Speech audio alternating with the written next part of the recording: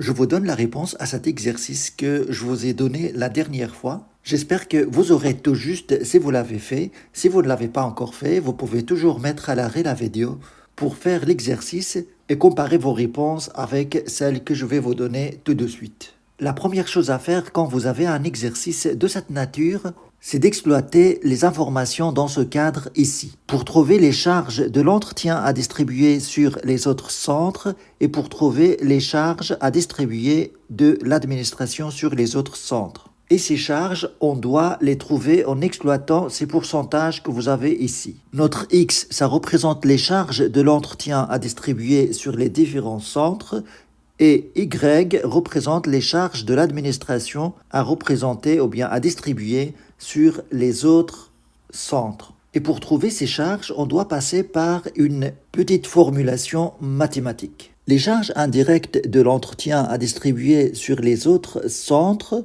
doivent être égales aux charges indirectes de la distribution primaire de l'entretien, plus les 25% des charges indirectes de l'administration. Et on peut formuler ça de la manière suivante. Les charges indirectes à distribuer de l'entretien est égale à 10 200 de départ, plus les 25% de Y, qui représentent les charges de l'administration, les charges indirectes. On fait pareil pour l'administration. Ce Y-là, qui représente des charges indirectes à distribuer sur les autres centres, doit être égal aux charges de départ issues de la répartition primaire, plus les 35% des charges indirectes venant de l'entretien. On peut écrire donc Y est égal à 13 000 plus 35% des charges de l'entretien. Et donc, ce qui reste à faire, c'est simplement, en fait, de résoudre ce système d'équations à deux inconnus. On peut nommer ces équations. On a ici la première équation et là, la deuxième. Pour résoudre ce système d'équations, on peut remplacer, par exemple, x ici par sa valeur ici.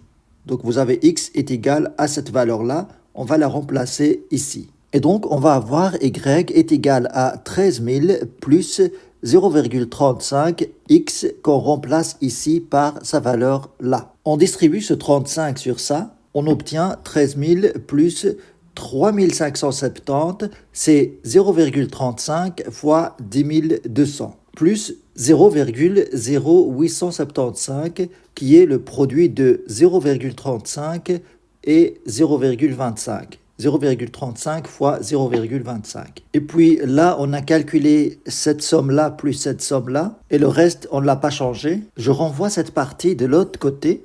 On va avoir y moins 0,0875y est égal à 16 570. Si on met en facteur y, on va avoir 0,9125y est égal à la même chose ici. Et si on divise les deux parties de l'égalité par ce chiffre-là, eh bien, ici, on va avoir y est égal à cette valeur-là divisée par cette valeur. Donc, on va avoir notre y qui est égal à 18 158,9. Et puis, ce qu'on fait avec cette valeur de y, on la remplace dans la première équation ici. Donc, on va avoir x est égal à 10 200 plus 0,25 fois 18 158,9 qu'on a obtenu ici. Ce qui donne à x la valeur de 14 739,72. Ce qui reste à faire maintenant, c'est de remplacer dans le tableau ces deux valeurs qu'on vient de trouver de x et y qu'on a ici. On a ici la valeur de x et là la valeur de y. Maintenant, ce qui reste à faire dans ce tableau, c'est de distribuer cette charge indirecte de l'entretien en fonction de ces pourcentages que vous avez ici. Et pour ça, on fait simplement cette valeur-là fois ce pourcentage-là, c'est-à-dire fois 35 divisé par 100 ou bien fois 0,35. Et vous devez obtenir 5158,09.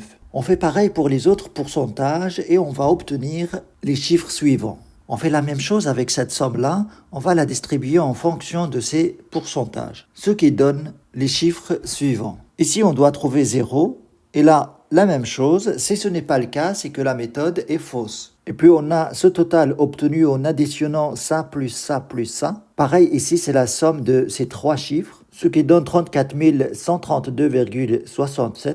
Et puis ici, on doit calculer ça plus ça plus ça, ce qui fait 16 448,56. Et puis il reste la dernière étape, c'est le calcul du coût de l'unité d'œuvre. Et cela s'obtient en divisant les charges indirectes de chaque centre sur les unités d'œuvre utilisées dans le centre en question.